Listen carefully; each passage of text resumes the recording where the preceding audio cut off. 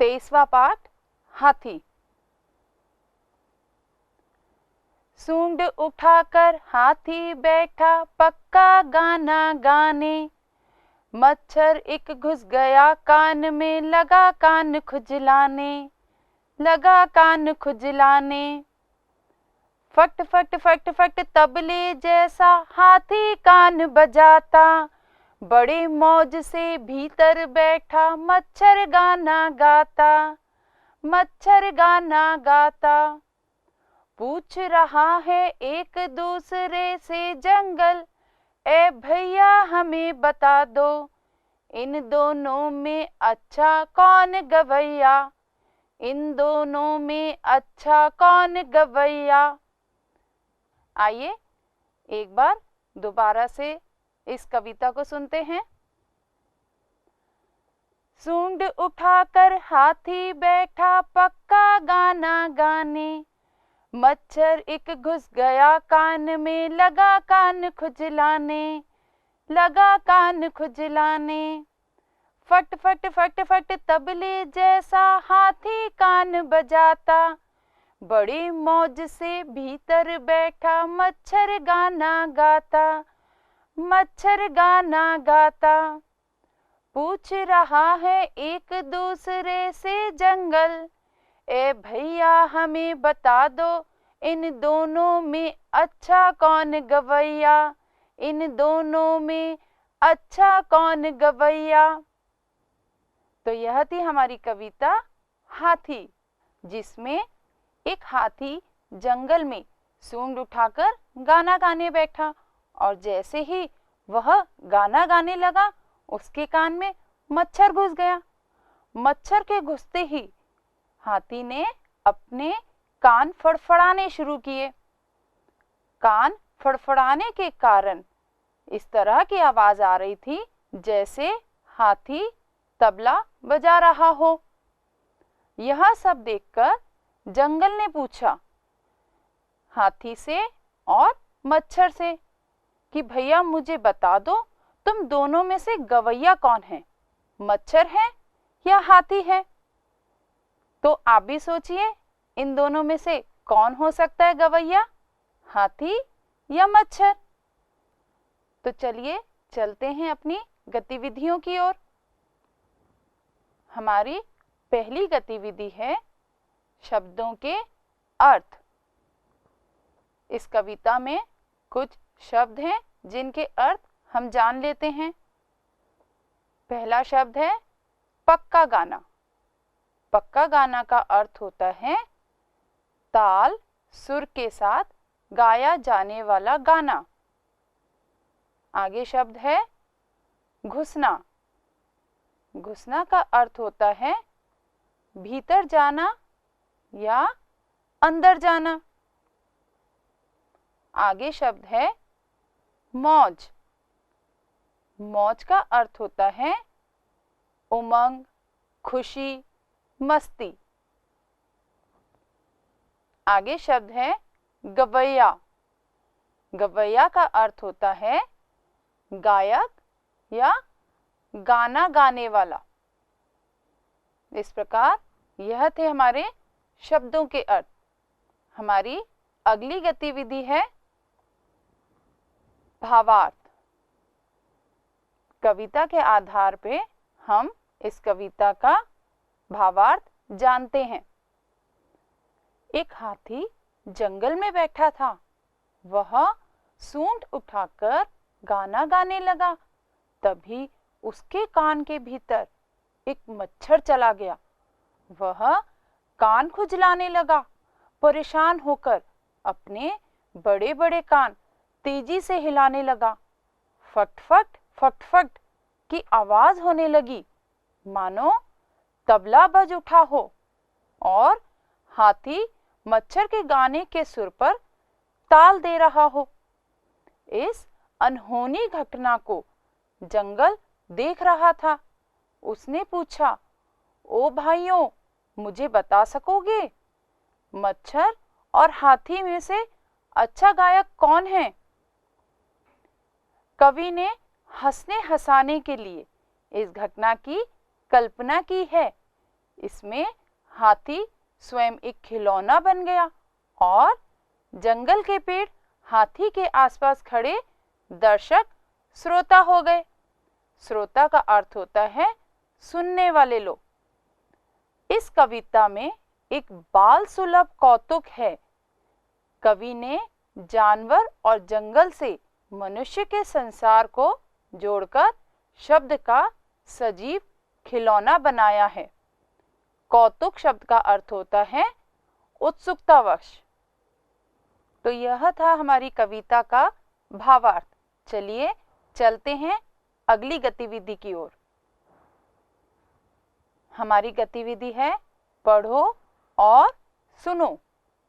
यहाँ कुछ शब्द दिए हैं जिन्हें हम पढ़ेंगे, सुनेंगे और आप मेरे साथ दोहराएंगे। पहली पंक्ति के शब्द हैं सूंड, हाथी, पक्का गाना, मच्छर। अगली पंक्ति के शब्द हैं खुजलाने, तबले, मौज, भीतर। अगली पंक्ति के शब्द हैं एक दूसरे, जंगल, अच्छा, गवैया।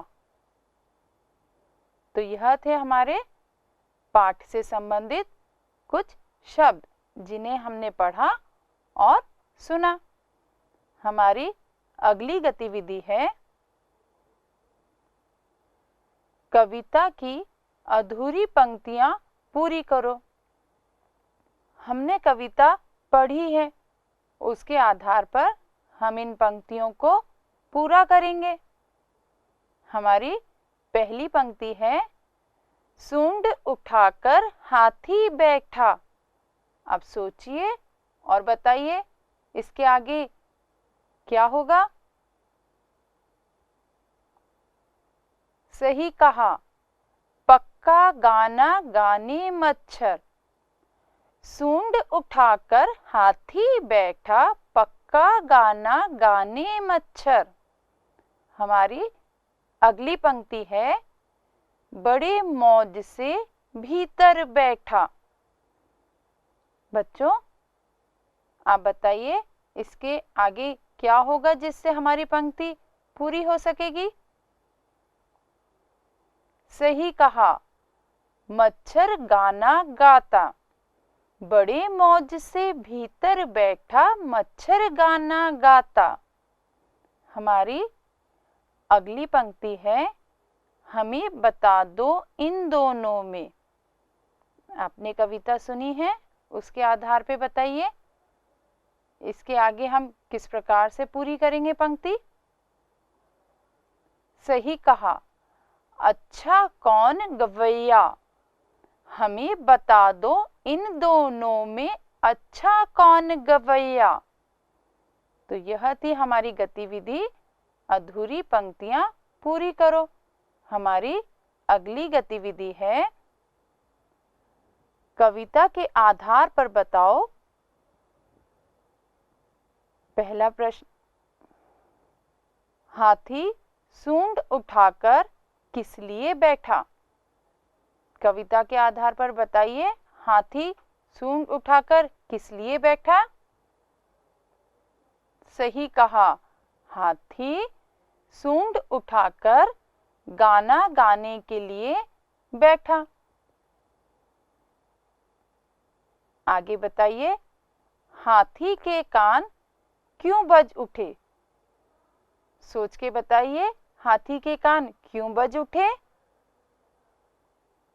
सही कहा, हाथी के कान में मच्छर घुस गया था, उसे भगाने के लिए कान बज उठे। आगे है मच्छर कहाँ बैठकर गाना गा रहा था। सोच के बताइए मच्छर कहाँ बैठकर गाना गा रहा था? शाबाश, मच्छर हाथी के कान में बैठकर गाना गा रहा था। आगे है, हाथी के कान कैसे बजने लगे?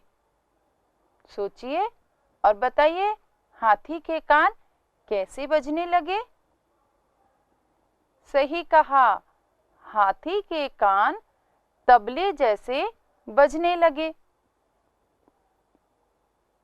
हमारी अगली गतिविधि है, नीचे लिखे प्रश्नों के उत्तर दो। हमारा प्रश्न है, हाथी गाना गाने के बदले तबला क्यों बजाने लगा? बताइए, हाथी गाना गाने के बदले तबला क्यों बजाने लगा? एकदम सही, हाथी के कान में मच्छर घुस गया था। उसे भगाने के लिए हाथी का कान तबले की तरह बजने लगा। आगे है, वाक्य के खाली स्थान को अपनी कल्पना से भरो। हमारा वाक्य है, जंगल के पेड़ों के बीच बैठकर कान हिलाता हाथी जैसा दिखता था। यहाँ सहायता के लिए शब्द हैं कार्टून, खिलौना, मूर्ति। अब आप सोचिए और मुझे बताइए, जंगल के पेड़ों के बीच बैठकर हाथी कान हिलाएगा तो किस प्रकार से दिखेगा? कार्टून दिखेगा, खिलौने की तरह दिखेगा या मूर्ति की तरह दिखेगा? सही कहा, कार्टून।